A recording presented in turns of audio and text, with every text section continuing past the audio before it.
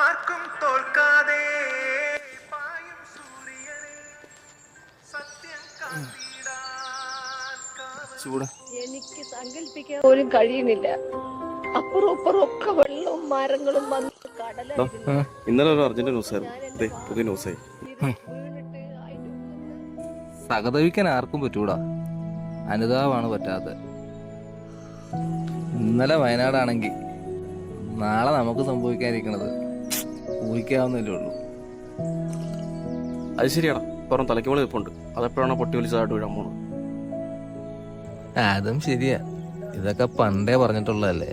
നാളെ ഇതുവരെയായിട്ടും ഒരു രാഷ്ട്രീയ പാർട്ടികളും പരിസ്ഥിതി പ്രശ്നം മുൻകൂട്ടി പരിഹരിച്ചായിട്ട് കേട്ടിട്ടുണ്ടോ? എല്ലാവരും ഇതൊക്കെ തന്നെയല്ലേ പറയണം, നമുക്കൊക്കെ എന്നെ ചെയ്യാൻ പറ്റും. നീ രാവിലെ ഗ്രൂപ്പിൽ വന്ന് മെസ്സേജ് കണ്ടു? ഇല്ല, എന്താടാ? വയനാട്ടിലേക്ക് സാധനങ്ങളുമായിട്ട് ഇവിടുന്ന് ഒരു വണ്ടി പോകുന്നുണ്ട്. ആ, എന്നാ നമുക്ക് അതിൽ കയറി പോയാലോ? നീ ഓക്കെ ആണോ? പോയേക്കാം. നീ എന്തായാലും വിളിച്ചു തിരക്ക്.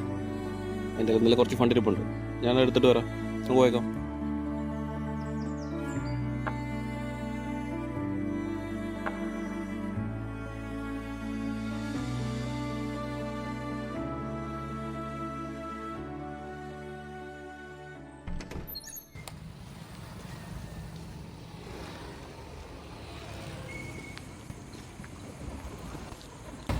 എടാ നേടാ എടുത്തും നേതാ ഞങ്ങള്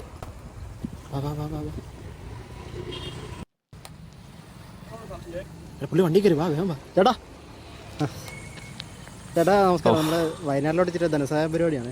അപ്പോൾ ചേട്ടനെ കൊണ്ട് പറ്റാവുന്ന എൻ്റെ കയ്യിലൊക്കെ ഒന്ന് സഹായിക്കണം. അതെ,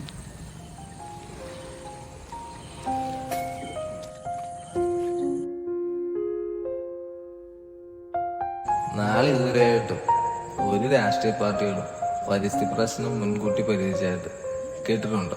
സഹതപിക്കാൻ ആർക്കും പറ്റൂടാ, അനുതാപമാണ് പറ്റാത്തത്.